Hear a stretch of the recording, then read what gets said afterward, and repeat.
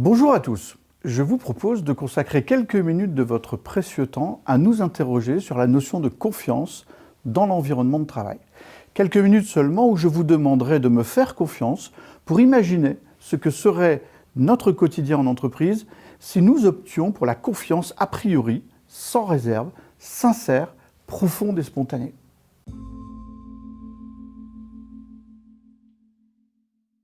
Depuis nos premiers pas dans la vie professionnelle, on nous berce de belles formules toutes faites que finalement nous finissons par faire nôtres et qu'ensuite, dès lors que nous manageons, nous assénons comme des vérités imparables à l'ensemble de nos collaborateurs. Appelons-les des incantations. Vous verrez, ça leur va finalement très bien.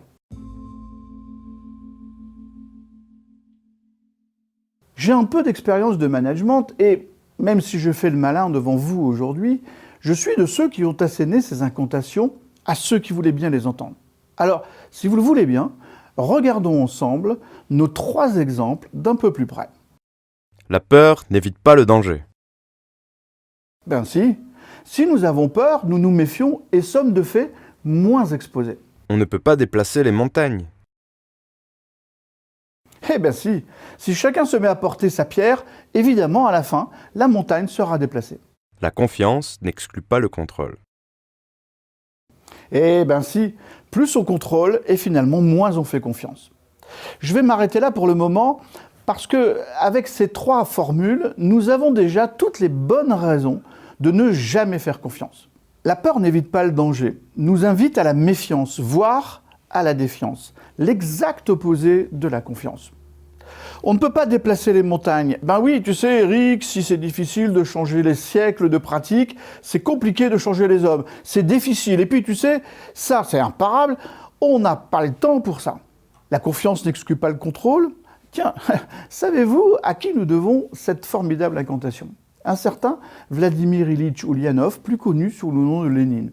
Et bon, moi, je ne sais pas vous, mais pour moi, Lénine, c'est pas vraiment un modèle de management.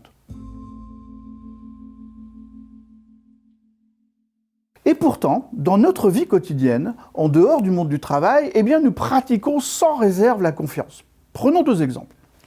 Quand vous prenez la route sur le chemin des vacances, dans ces week-ends de grande transhumance, vous êtes bien tenu par le sceau de la confiance qui vous unit aux millions d'automobilistes que vous croisez. Pourtant, vous ne les connaissez pas, et vous vous doutez bien que parmi eux, certains ne sont pas tout à fait dignes de cette confiance que vous leur accordez a priori. De même, pour les jeunes parents, il vous arrive de confier ce que vous avez de plus cher au monde, votre enfant, à une nounou que vous ne connaissez pas plus que ça. Cependant, vous ne nourrissez pas d'inquiétude particulière parce que vous le savez entre de bonnes mains. Nous pourrions ainsi multiplier les exemples de la vie de tous les jours. Et puis, bizarrement, quand nous poussons les portes de l'entreprise, cette confiance a priori et absolue disparaît, ou tout au moins est challengée quotidiennement.